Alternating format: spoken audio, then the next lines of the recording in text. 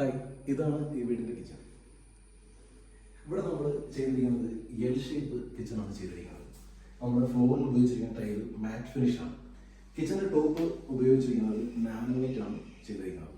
ഇവിടെ നമ്മൾ 390 hood and hoc place ചെയ്തിട്ടുണ്ട്, സിങ്ക് പ്ലേസ് ചെയ്തിട്ടുണ്ട്. ആക്സസറീസിലേക്ക് വരുമ്പോൾ നമ്മൾ എക്കോ ആണ് യൂസ് ചെയ്തിരിക്കുന്നത്. ഇവിടെ ഉപയോഗിച്ചിരിക്കുന്ന ഒരു കളർ പാറ്റേൺ ഒരു ഡാർക്ക് വുഡ് വിത്ത് വൈറ്റ് ആണ് നമ്മൾ ചൂസ് ചെയ്തിരിക്കുന്നത്. ഇതിന്റെ ഹാൻഡിൽസ് നമ്മൾ ബ്ലാക്ക് CG പ്രൊഫൈലാണ് നമ്മൾ കൊടുത്തിരിക്കുന്നത്.